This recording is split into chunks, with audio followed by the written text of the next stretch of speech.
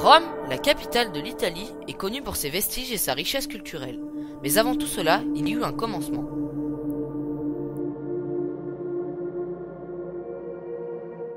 D'après la légende de Tite-Live, tout débute avec les jumeaux Romulus et Rémus. Romulus et Rémus étaient les fils de la Vestale Rhea Silva et de Mars. Un jour, à Mullius, le roi d'Albe la Longue donna l'ordre à ses serviteurs de noyer les nouveau-nés. Mais ceux-ci se contentèrent de les jeter dans le Tibre. Ces jumeaux furent recueillis par une louve qui les allaita dans une grotte, le Lupercal. Plus tard, un berger nommé Faustulus les retrouva et les éleva comme ses propres fils.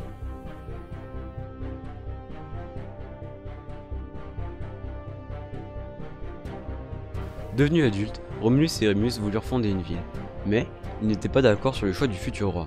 Alors, sur le Palatin, où l'on a pu voir les vestiges des premières cabanes de la ville et l'ancien palais des empereurs, Romulus regarda dans le ciel et vit 12 vautours. Rémus monta sur l'Aventin et en vit 6. Romulus se déclara alors roi de la ville qu'il appela Rome.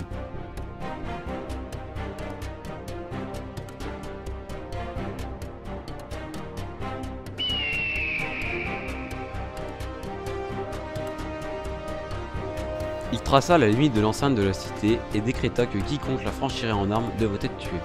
Rémus, au fait de cette défaite, sauta armé par-dessus le sillon et Romulus fut contraint de le tuer. Après Romulus, il y a eu d'autres rois.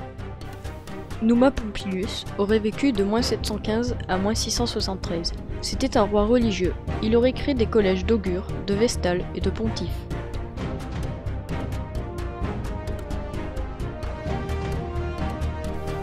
Tullus Hostilius, lui, aurait vécu de -672 à -641.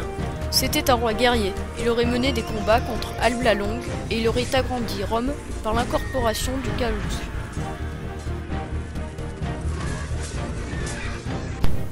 Son successeur, Antcus Marcius, aurait vécu de -641 à -616. C'était un roi religieux. Il aurait agrandi le temple de Jupiter et construit le premier pont sur le Tibre. Tarquin l'Ancien aurait vécu de -616 à -578. Il aurait ouvert le Forum après son drainage par l'égout la Cloaca Maxima.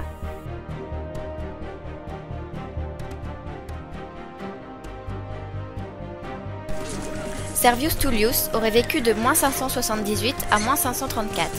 Il aurait construit une enceinte plus vaste et fait de nombreuses réformes militaires.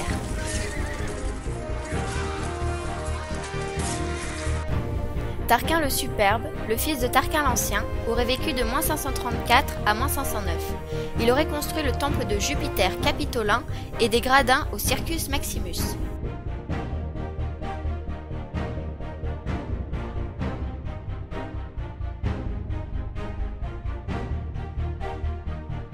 On peut constater de nombreux problèmes de vraisemblance quant à la succession des rois. En effet, à un roi guerrier succède un roi pacifique, chose qui est vraisemblablement impossible. De plus, ils auraient vécu chacun plus de 60 ans, ce qui est énorme pour l'époque. Quelles sont alors les origines historiques de la ville? Qu'ont vraiment apporté les Étrusques à Rome?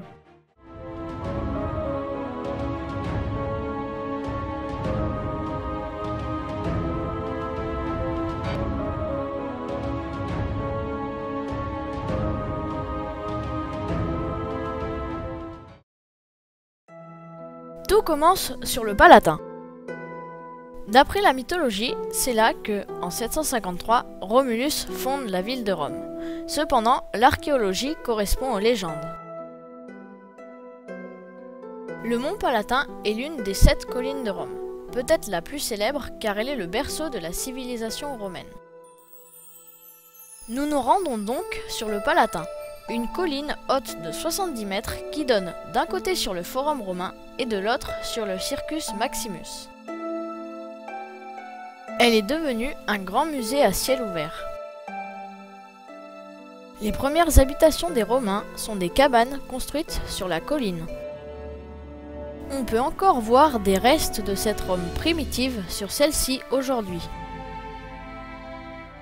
Observez attentivement ces trous ronds dans la pierre. Ils seraient les preuves de fondation pour les piliers permettant de tenir les cabanes.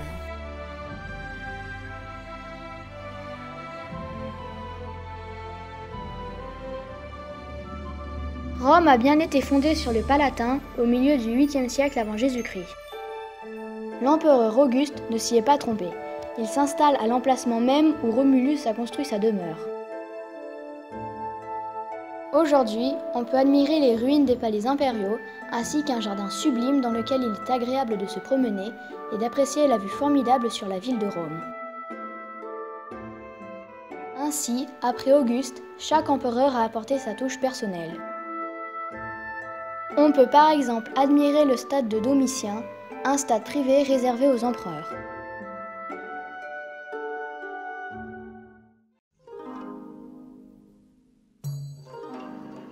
En descendant du Palatin, nous apercevons le Forum. Nous allons pouvoir observer les bâtiments les plus anciens. À l'origine, le Forum est un marécage, mais les Étrusques, peuple ingénieux, ont construit un gigantesque égout appelé Cloaca Maxima. Ce gigantesque réseau d'égouts qui faisait 812 mètres de long a permis d'assécher le marais. Nous avons cherché le temple de Vesta, et après l'avoir trouvé, nous avons pu constater qu'il est quasiment détruit. La tradition attribue son édification au second roi de Rome, Numa Pompilius, un sabin. Mais comment le temple de Vesta aurait-il pu être construit par Numa Pompilius, un roi sabin ayant régné bien avant l'arrivée des Étrusques, et donc avant l'assèchement du marais? Ici, l'histoire et la mythologie se contredisent. Ensuite, nous sommes allés à la Curie et nous avons appris qu'elle a été reconstruite en 303 après un incendie et restaurée en 1937. La tradition attribue l'édification de la première curie, lieu de réunion du Sénat, au roi sabin Tullius Hostilius. La basilique Aemilia ou basilique émilienne, en latin Basilica Aemilia, nommée aussi Basilique Paoli, Basilica Paoli ou Basilique Fulvia, Basilica Fulvia, est une basilique romaine située du côté nord du Forum romain. Sa construction date de 179 avant Jésus-Christ, mais elle a été reconstruite à de nombreuses reprises depuis.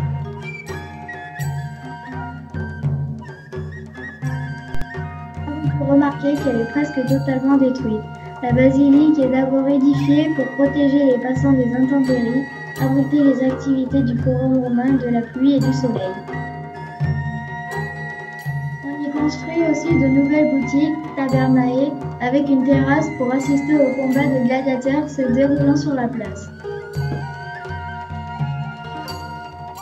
Des tribunaux viennent aussi y siéger par la suite. Puis des changeurs et des banquiers s'installent en cet endroit propice aux affaires.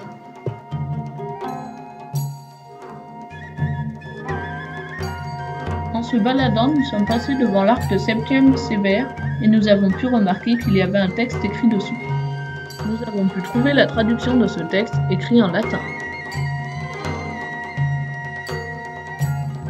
À l'empereur César Lucius Septimus Severus, Pertinax, fils de Marcus le Pieux, père de la patrie, Partique arabique, Partique adiabénique, grand pontife ayant détenu 11 fois la puissance tribunicienne et ayant été salué impérator pour la 11e fois, consul pour la 3e fois, proconsul, et à l'empereur César Marcus Aurelius, fils de Lucius, Antonin Auguste le Pieux, ayant détenu heureusement la puissance tribunicienne 6 fois, consul, proconsul, père de la patrie, au prince très grand et très vaillant, pour avoir restauré l'État et agrandi l'empire du peuple romain au dedans et au dehors. Grâce à leurs mérites visibles, le Sénat et le peuple romain ont élevé ce monument. En conclusion, le Forum est un lieu religieux, politique, juridique, économique et aujourd'hui culturel. Au sud du Forum, en direction du Tibre, nous découvrons le Forum Boiarum.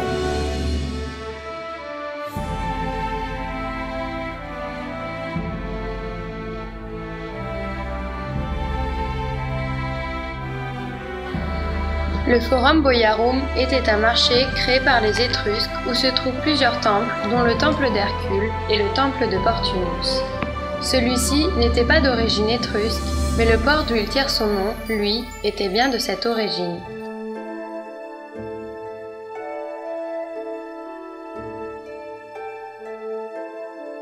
Le temple d'Hercule est souvent confondu avec le temple de Vesta à cause de sa forme ronde.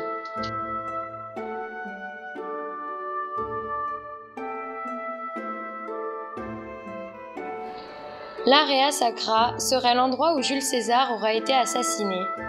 Il abritait aussi le dernier temple d'origine étrusque, dont les colonnes sont de style ionique. L'archéologie va donc dans le même sens que la légende. La ville de Rome est bien apparue sur le Palatin au milieu du 8e siècle avant Jésus-Christ. Mais ce sont les Étrusques qui l'ont doté d'un forum, d'un marché et d'un port, lui permettant ainsi de prendre son envol. Mais quel était ce peuple mystérieux? Nous nous rendons sur les côtes du Latium et en Toscane pour découvrir les Étrusques. Les Étrusques ont vécu entre l'âge de bronze et l'âge de fer. On ne sait pas grand-chose sur leurs origines, les avis sont très partagés. Certains archéologues ou étruscologues pensent qu'ils descendaient des Lydiens, et d'autres pensent qu'ils étaient des autochtones et qu'ils avaient des ancêtres italiens. C'est durant cette période, qu'on appelle l'époque villanovienne, qui se situe entre moins 600 et moins 480, que l'art étrusque va se développer, jusqu'à en faire un commerce avec les pays voisins. Cette période a été hellénisante pour les Étrusques car ils se sont beaucoup inspirés du modèle grec pour leurs vases et leurs fresques.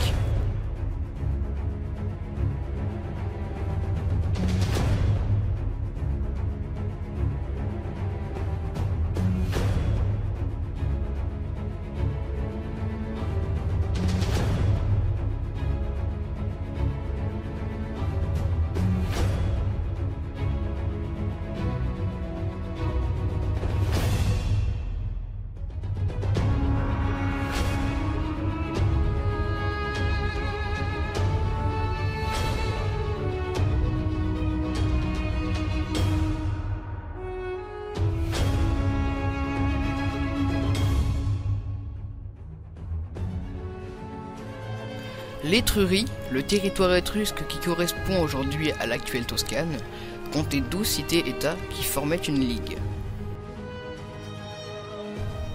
Les Étrusques se réunissaient dans des cités pour des réunions politiques ou religieuses, et aussi pour célébrer des jeux sacrés.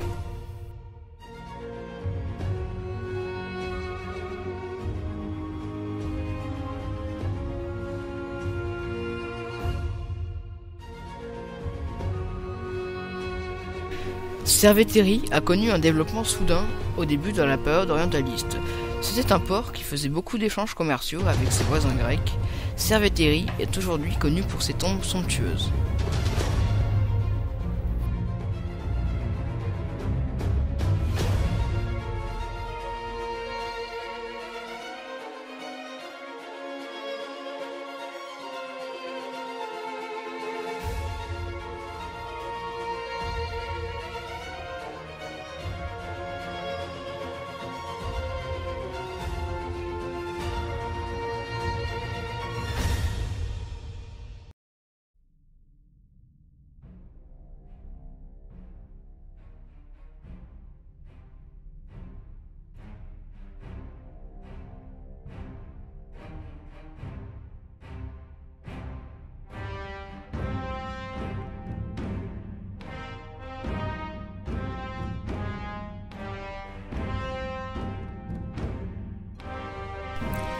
Tarquinia a été fondée par Tarchon, roi des Lydiens. La nécropole la plus connue à Tarquinia est Monterozzi. En 616 avant Jésus-Christ, Loucoumone, riche et marié à une femme de haute lignée, ne parvenant pas à satisfaire ses ambitions, s'exile à Rome et se rebaptise Tarquin l'Ancien. Il devient le 5e roi de la ville. Aujourd'hui, Tarquinia est connu pour les fresques qui décorent les tombes de la nécropole. Chiusi serait la ville où aurait vécu le roi Porsenna. Selon la mythologie, Horatius Coclès se serait opposé à l'armée de Porsenna et aurait combattu les soldats à lui tout seul. Caius Mucius Scaevola tenta d'assassiner Porsenna mais se fait prendre. Il est interrogé, il met alors sa main au feu et annonce que des milliers d'hommes seraient prêts à faire la même chose. Clélie, elle, a réussi à s'échapper de prison et à délivrer tous les prisonniers. Chiusi est donc extrêmement lié à Rome. Aujourd'hui, à Chiusi, il y a un musée avec beaucoup de collections.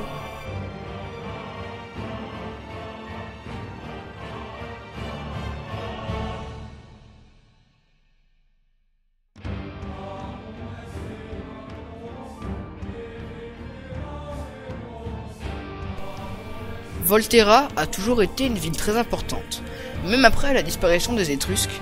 C'est pour ça qu'aujourd'hui, il reste à Volterra des vestiges romains et étrusques, une porte, un théâtre et de nombreux objets au musée étrusque.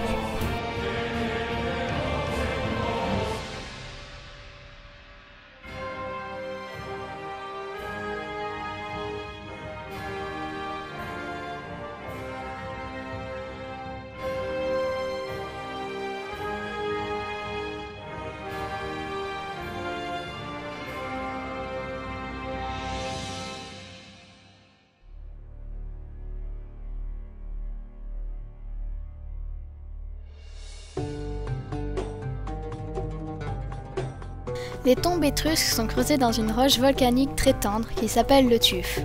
Ce sont des édifices creusés dans le sous-sol. Les tombes sont regroupées dans des véritables villes que l'on appelle des nécropoles. Ces nécropoles reflètent divers types de pratiques funéraires entre le 9e et le 1er siècle avant Jésus-Christ et sont parmi les plus beaux témoignages du monde étrusque.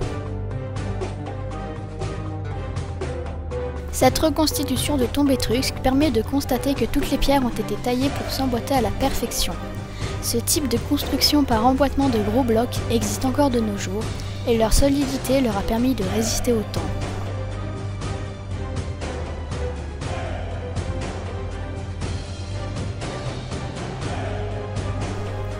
À l'intérieur de la tombe, on retrouve tous les objets de la vie quotidienne des Étrusques. Ils ont été déposés là pour que les défunts puissent s'en servir dans l'au-delà.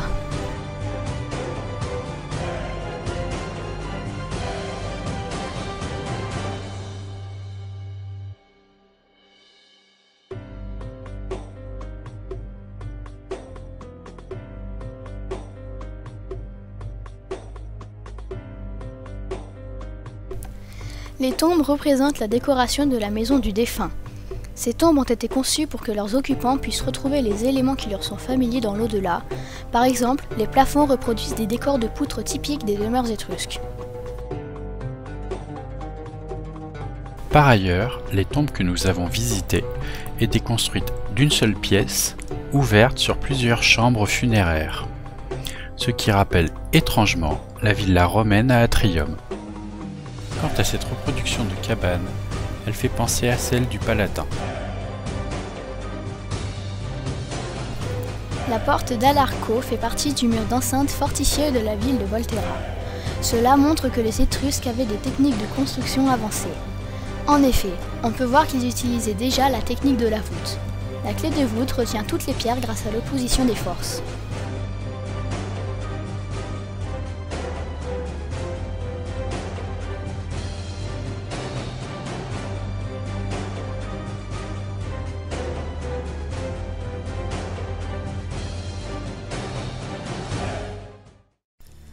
En Toscane, nous avons découvert des vestiges de tombes appartenant aux Étrusques qui contenaient des objets sur lesquels des fresques représentaient leur vie quotidienne. Nous avons pu en déduire que les Étrusques étaient un peuple très développé. Leur culture s'est révélée être un terrain fertile pour l'art romain. Seulement, il reste peu de traces écrites de leur histoire.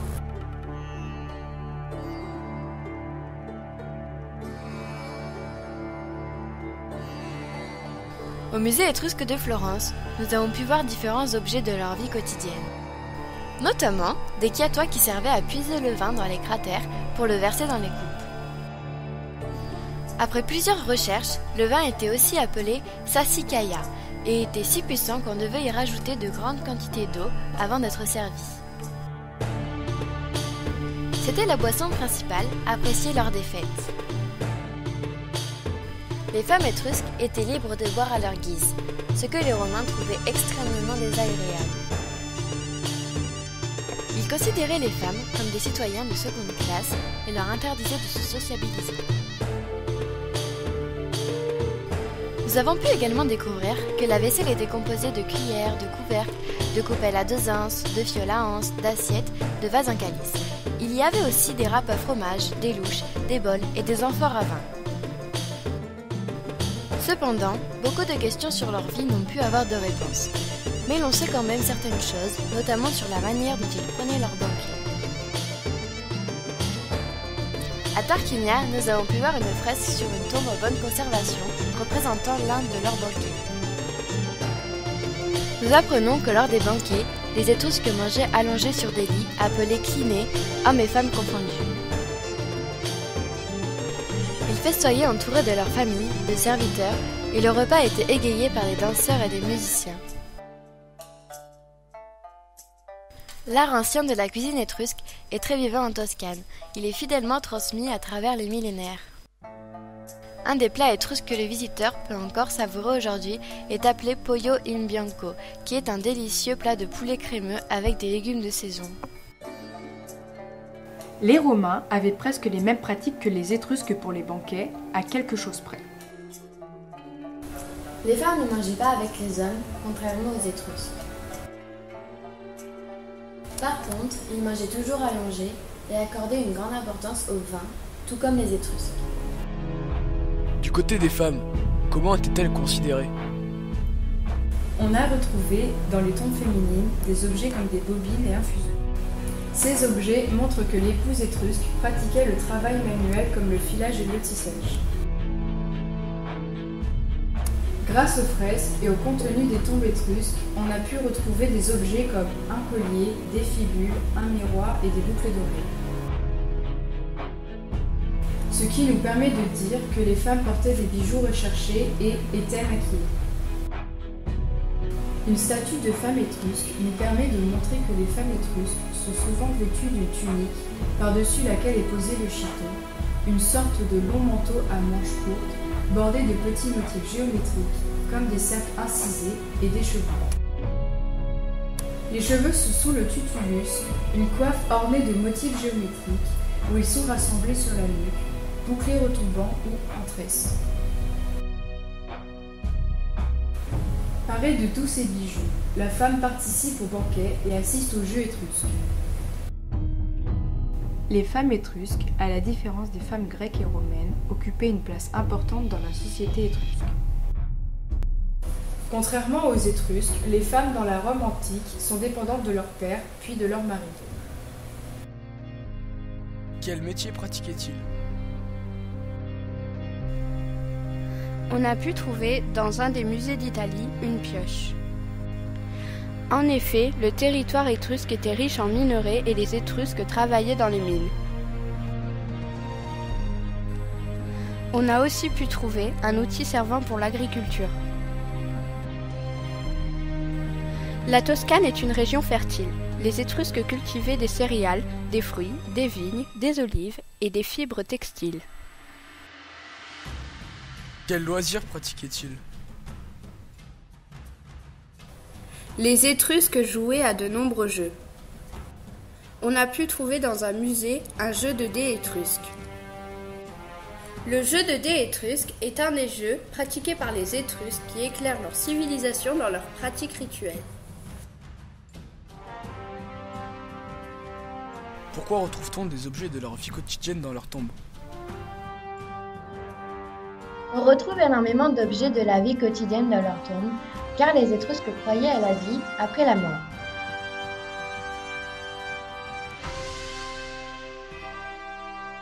C'est pourquoi, en mettant ces objets dans une tombe, ils donnent l'impression que la vie continue.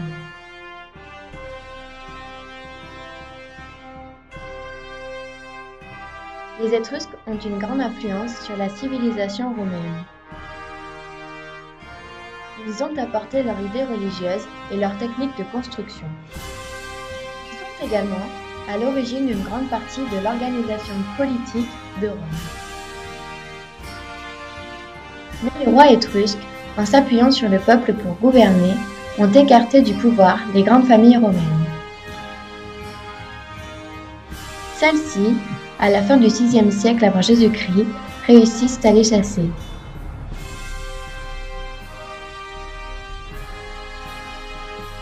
Le nom de la ville de Rome paraît même venir du mot étrusque rumon, qui veut dire fleuve.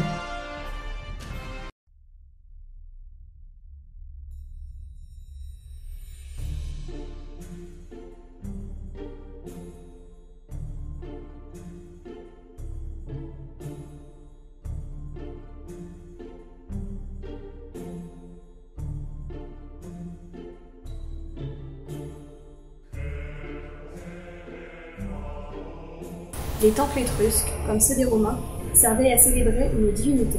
On y pratiquait la divination et les fidèles y apportaient des offrandes.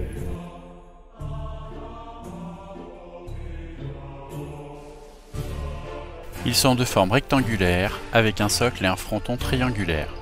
On retrouvera ensuite ces éléments sur les temples romains.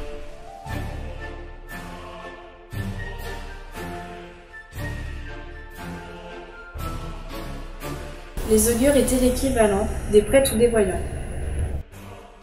Ils s'occupaient des présages et des interprétations des signes envoyés par les dieux. Ils étaient la divination officielle. Cette pratique s'appelait la ruspicie.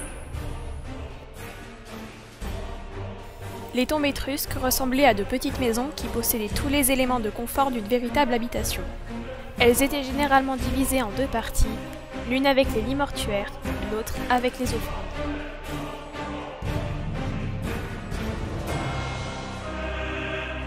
Les Étrusques se faisaient inhumer accompagnés de leurs objets familiaux, les guerriers avec leurs casques et leurs armes, et les femmes avec leurs bijoux d'apparat.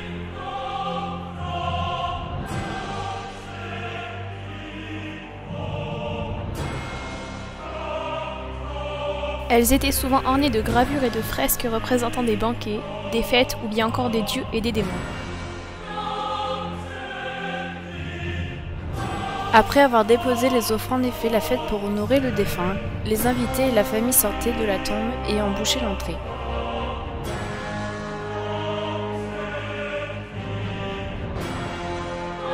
Nous avons appris sur le site de Cerveteri que la forme du lit mortuaire nous renseignait sur le défunt. En effet, s'il possède un dossier en forme de pyramide, le défunt est une femme.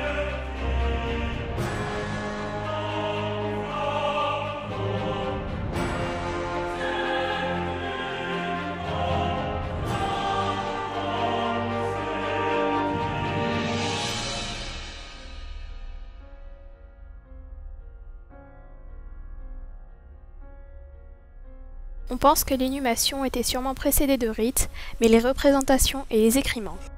Le défunt serait probablement exposé sur un lit de parade, avec des danses de lamentation, des onctions et baisers aux morts, puis des rites de revitalisation, un banquet, des danses et des jeux.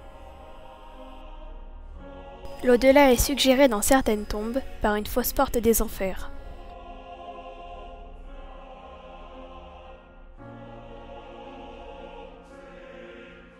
Dans les vestiges étrusques, nous retrouvons principalement des urnes et des cercueils qui ont une certaine particularité.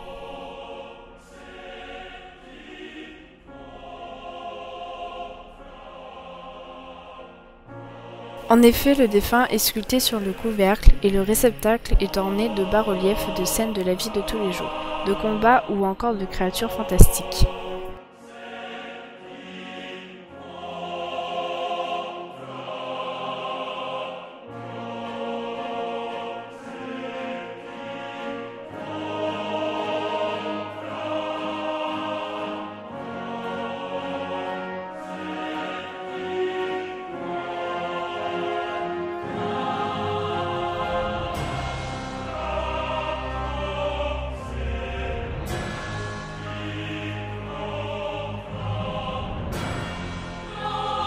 Comme vu précédemment, les tombes étaient ornées de fresques.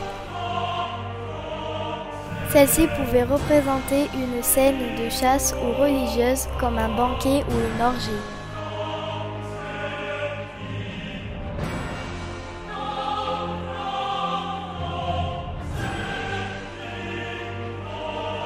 Elles pouvaient aussi représenter le défunt et sa famille.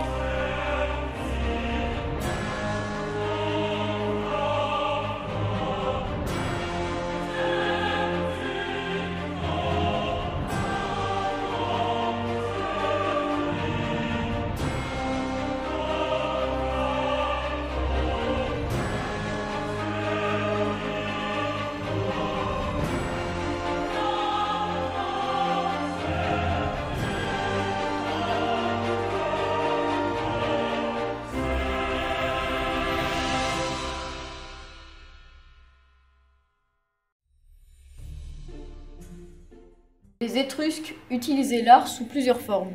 Les peintures étaient très présentes et très importantes, ce qui a permis de retracer l'histoire de ce mystérieux peuple.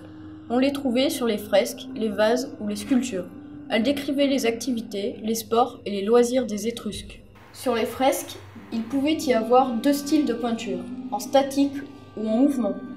Par exemple, on peut différencier ces musiciens en mouvement de ces personnages statiques en regardant les bras ou les jambes qui sont plus ou moins en action.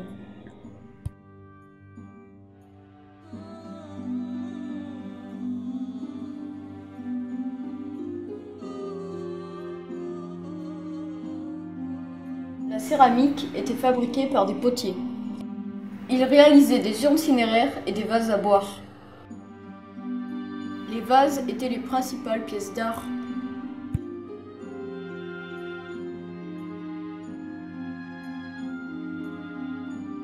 Les symboles et artefacts sur les vases sont confectionnés à base de terre cuite. Il y en avait deux types. Les bucchero, dont la surface était très noire et brillante, et les impasto, dont la surface était rouge ou brune. Les vases grecs archaïques représentaient des personnages en noir sur fond blanc ou rouge. Puis, à l'époque classique, ils sont rouges ou blancs sur fond noir.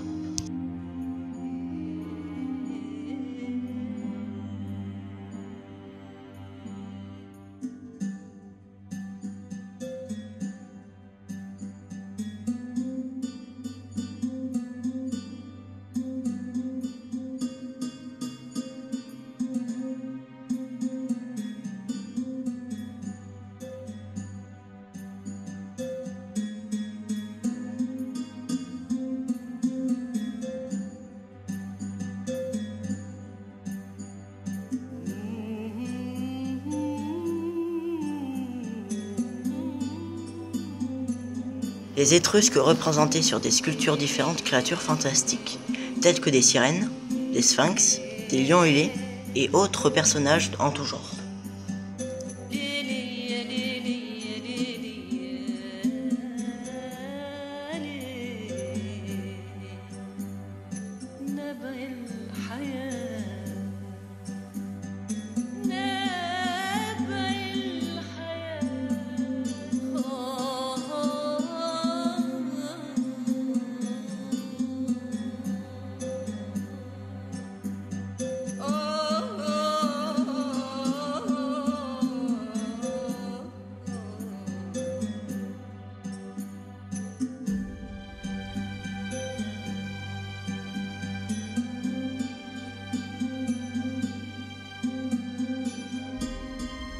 Le relief, présent sur certaines sculptures, contribue au volume des représentations.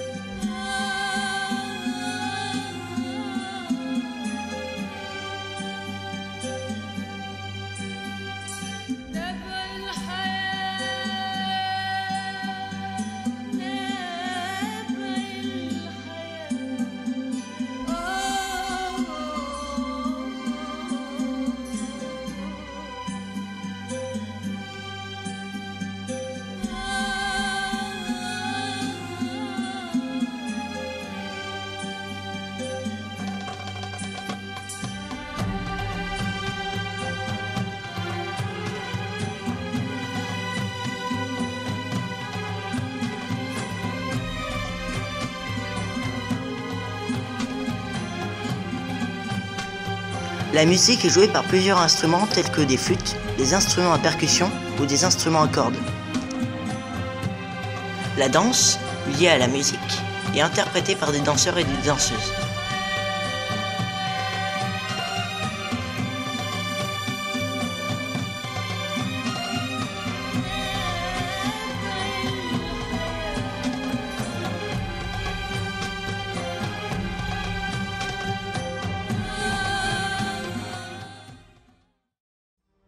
Les Étrusques croyaient que la vie continuait après leur mort. Le tombeau succédait à la maison et faisait ainsi l'objet d'un soin particulier. Sa forme, sa décoration ou encore son mobilier évoquent en général la maison et la vie. La quasi-totalité des peintures étrusques qui nous sont parvenues proviennent des tombes richement ornées. Au départ un peu figées, les peintures étrusques viennent au fil des siècles de plus en plus raffinées.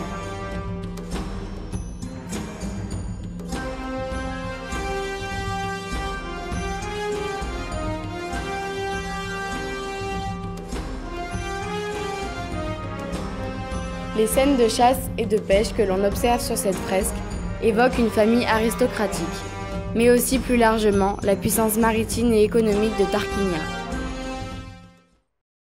Le premier témoignage sur le sport en Étrurie remonte aux années centrales du 7e siècle avant Jésus-Christ. Tarquin l'Ancien, une fois monté sur le trône, aurait offert à Rome des jeux somptueux, comportant des chevaux de course et des boxeurs qu'il avait fait venir d'Étrurie.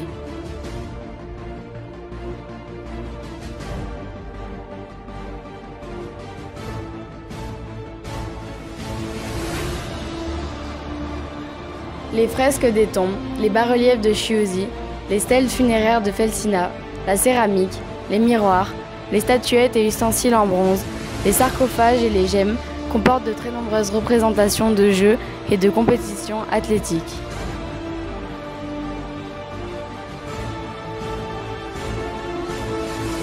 Le Circus Maximus, littéralement le plus grand cirque, est le plus vaste et le plus ancien hippodrome de Rome. Ses dimensions sont gigantesques. 650 mètres par 125 mètres, soit plus de 5 terrains de football. Cet hippodrome demeure à ce jour la plus vaste enceinte sportive que le monde ait jamais connue. Sous la République, les jeux exercés dans l'enceinte du cirque comprennent de la voltige et des courses équestres, des danses guerrières, des courses de chars, des épreuves athlétiques, courses, pugilat et lutte, des combats de gladiateurs et d'animaux. Le Circus Maximus est longtemps resté le seul cirque de tout l'Empire romain qui était muni d'un fossé entre la piste et les gradins afin de protéger le public des bêtes sauvages.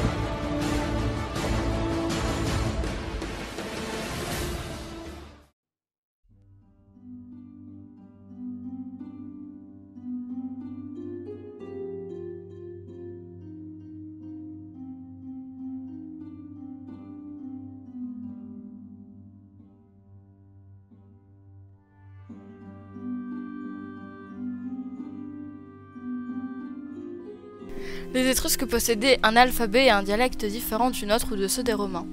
Cette langue a été longtemps incomprise de tous. Les historiens ont néanmoins réussi à la comprendre grâce à la découverte d'inscriptions étrusco-latines. Cette langue mystérieuse nous révèle de nombreuses histoires du peuple étrusque.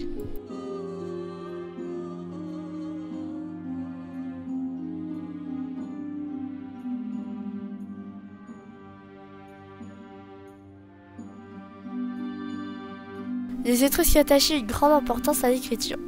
Même si des traces sont rares et peu connues, elles relèvent souvent les mêmes sujets, la religion, la politique et la justice. Les traces qui nous sont parvenues se trouvent sur des pierres tombales, des tuiles ou des vases. Ce sont les prêtres étrusques qui écrivaient et enseignaient l'alphabet et la grammaire. La première inscription connue date de 700 avant Jésus-Christ.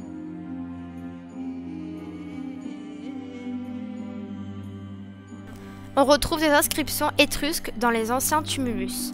Le nom ou les volontés du défunt étaient gravés sur son sarcophage. On en a retrouvé au musée de Florence, musée archéologique national. Nous notons également l'existence d'une inscription qui a été découverte à Volterra.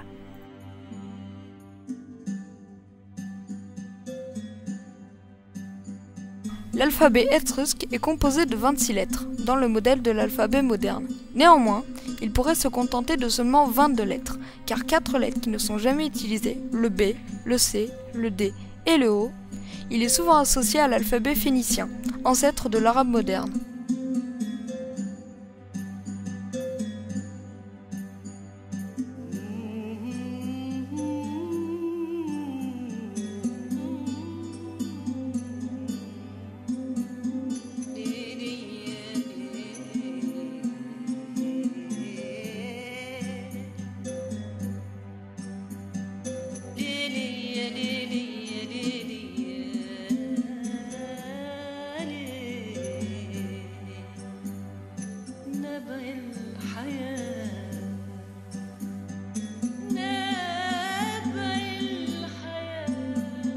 Selon nos connaissances, les Étrusques gravaient les pierres pour y inscrire, le plus généralement, des mots emblématiques ou des noms, du propriétaire d'un bâtiment ou d'ancien roi. Nous savons également qu'ils possédaient des tablettes à écrire portables, tabula cartonensis, des moyens que les Romains et sûrement les Grecs ont repris et améliorés par la suite.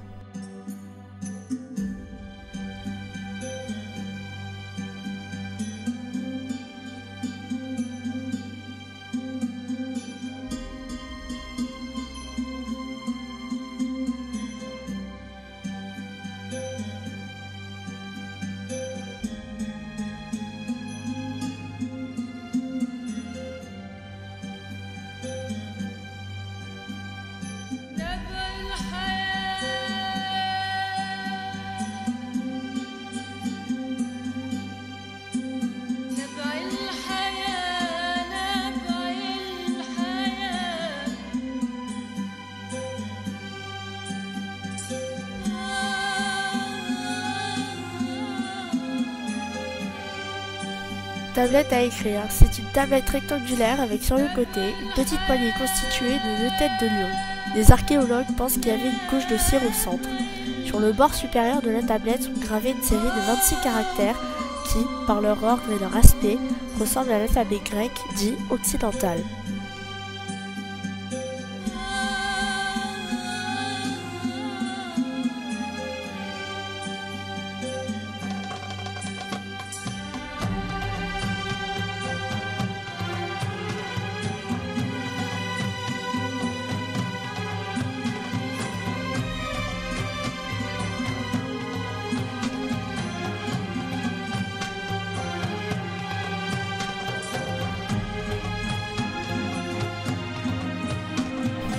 Plaques sur les plus anciens des grands tumulus de Cerveteri.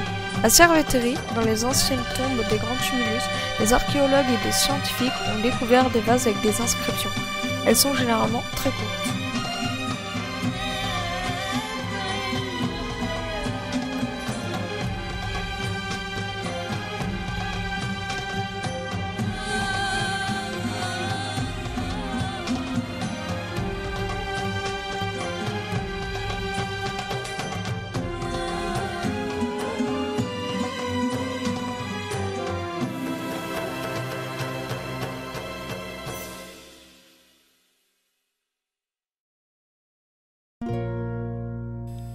L'inscription date de l'époque d'Auguste. Elle est connue sous le nom de bilingue de Pesaro. Elle est la seule inscription étrusco-latine sous le règne d'Auguste. C'est grâce à ce genre de tablette bilingue que les scientifiques ont petit à petit réussi à déchiffrer les lettres étrusques.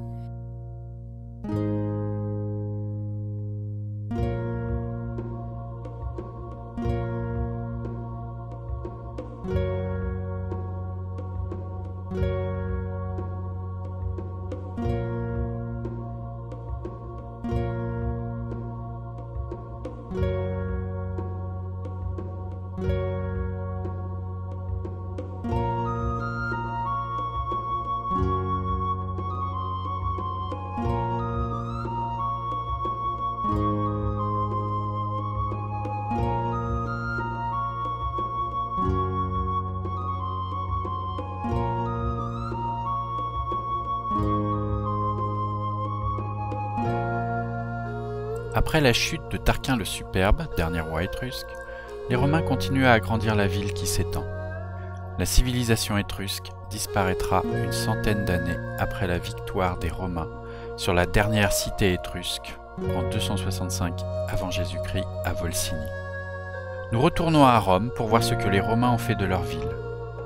Nous observons une différence de taille. Le temple d'Adrien est un édifice plus tardif intégré dans un autre plus ancien. C'est un temple de style corinthien.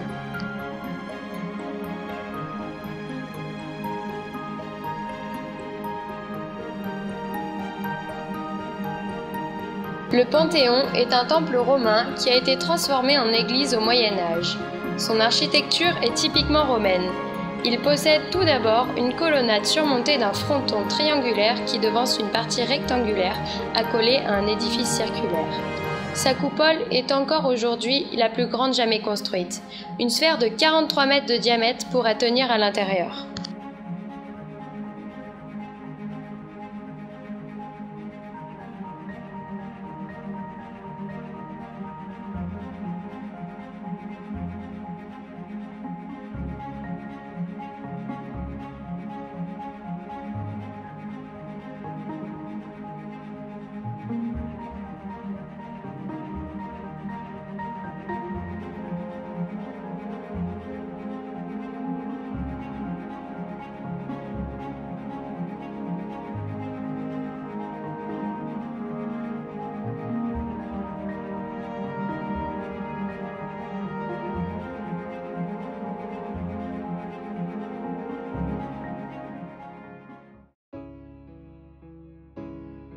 Le Colisée de son vrai nom, l'amphithéâtre Flavien, est un énorme colosse de près de 200 mètres de long, 150 mètres de large pour 50 mètres de haut, d'où son surnom, le Colosseo en italien.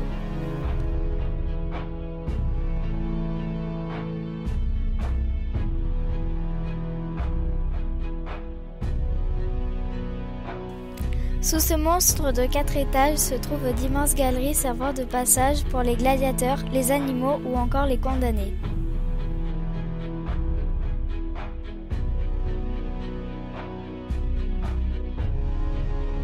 Cet édifice possède plus de 55 000 places réparties sur 3 étages.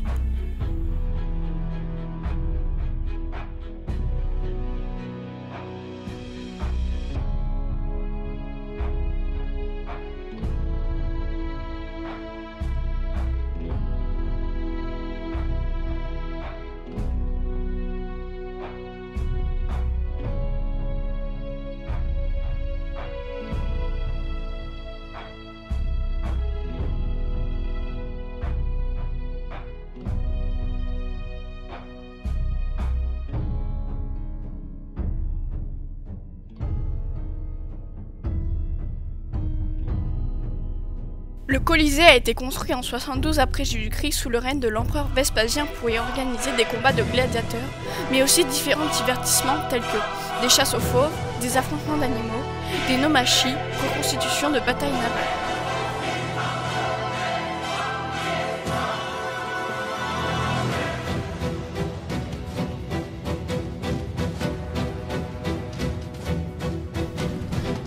Lors de ces jeux grandioses, les différentes classes sociales étaient conviées et réparties selon les différents niveaux.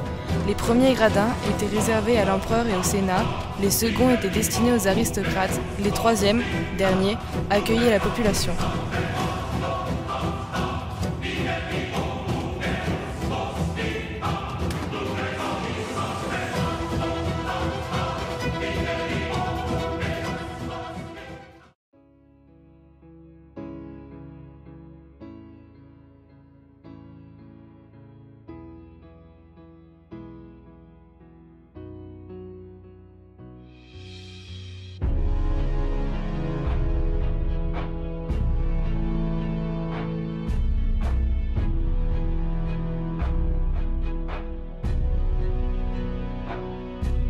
Ce géant de pierre construit par les Romains dépasse largement les méthodes de construction étrusques de l'époque, mais dans la construction des arches, les Romains ont utilisé la technique de la clé de voûte, inventée autrefois par les peuples étrusques.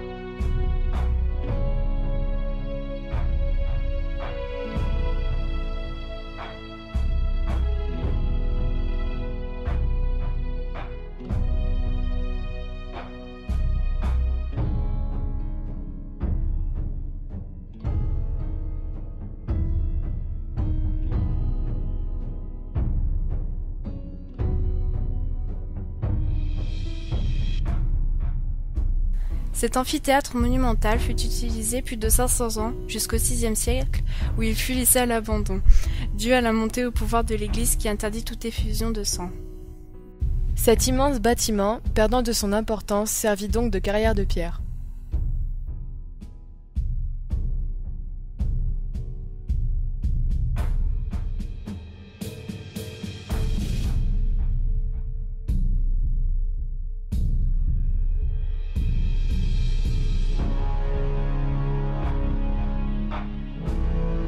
De nos jours, le Colisée est utilisé comme bâtiment historique et touristique.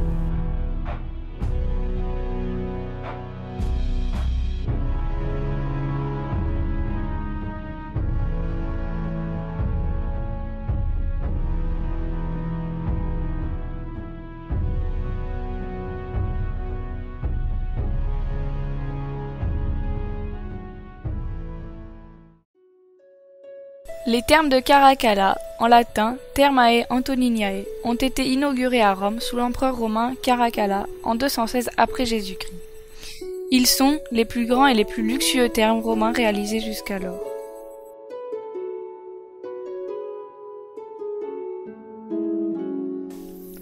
Nous nous rendons donc au terme qui se situe dans le prolongement de la colline de l'Aventin, entre la Via Nova, parallèle à la Via Appia, et la Via Ardetina.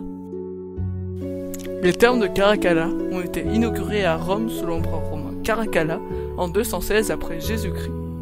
Ils disposent d'une superficie de plus de 11 hectares qui pouvait accueillir plus de 1500 baigneurs et comporter 64 citernes de 8000 litres chacune.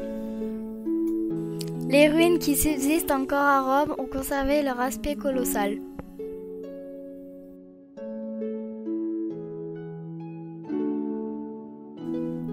Construit symétrique, selon un plan précis, l'édifice se compose d'une allée centrale destinée aux bains encadrée par une enceinte presque carrée.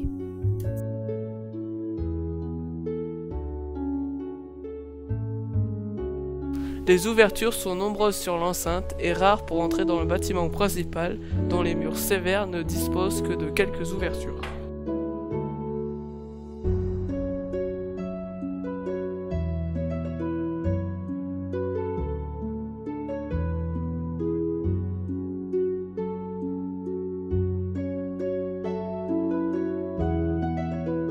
Les thermes étaient décorés de marbre, d'or, de mosaïques, de vitraux colorés, de tableaux et de statues.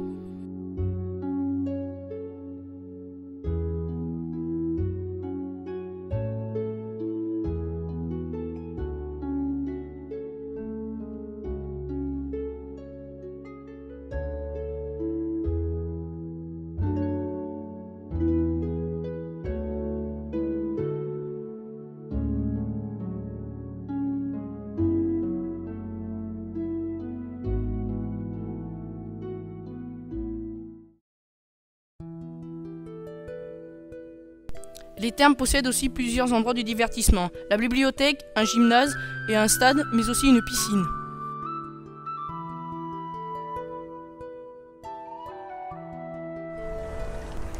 Les thermes sont composés de 3 types de bains. Le frigidarium, qui est un bain froid, le tepidarium, qui est un bain tiède, où le curiste passait le plus de temps, le caldarium, un bain chaud, comportait aussi un sauna, où l'on suait, qui est appelé laconium.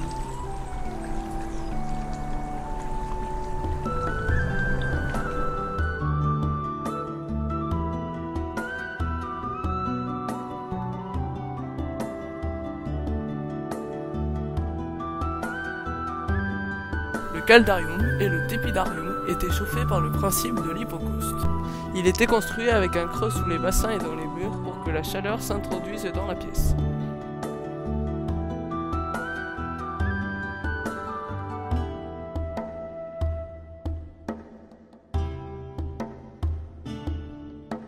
Les Romains ont reçu les premières notions de l'architecture étrusque.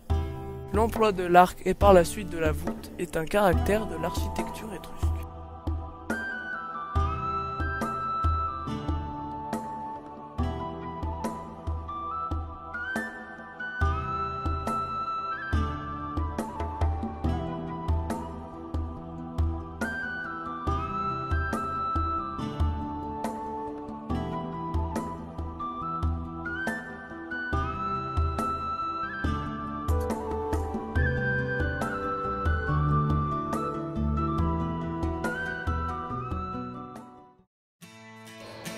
Le théâtre de Marcellus est le seul théâtre encore bien conservé à Rome. Il est en forme de demi-cercle, possède des ouvertures voûtées sur 2 étages, et au 3e étage, on trouve des habitations modernes qui sont encore utilisées de nos jours. C'est le plus grand, le plus vaste et le plus ancien cirque de Rome où se déroulaient les courses de chars dans l'Antiquité. Construit dans la première moitié du VIe siècle avant Jésus-Christ par le roi étrusque Tarquin l'Ancien. Il était situé entre les monts Palatins et Aventin. Doté d'une capacité d'accueil de 300 000 spectateurs, cet hippodrome possédait une piste de sable de 600 mètres de long et 225 mètres de large, ainsi qu'une arête centrale, des bornes latérales, des obélisques et des gradins où il y avait des ouvertures pour pouvoir circuler sans encombre. On organisait dans ce cirque de nombreuses courses et jeux chaque jour. Grâce à ces découvertes faites de nos yeux, nous pouvons dire que les Étrusques ont apporté beaucoup aux Romains. Cloaca Maxima, forum, marché, port. Sans ces constructions, Rome ne serait jamais devenue une grande cité. Mais la culture étrusque a aussi influencé la culture romaine. Architecture et techniques de construction, religion, politique, art, vie quotidienne, écriture. Dans tous ces domaines, les Romains ont emprunté aux Étrusques. Nous pouvons conclure que sans les Étrusques, Rome ne serait pas développée et l'Empire romain n'aurait peut-être jamais existé. Cependant, les Romains ont largement dépassé l'influence étrusque et ont réussi là où les Étrusques avaient échoué, l'unification du territoire.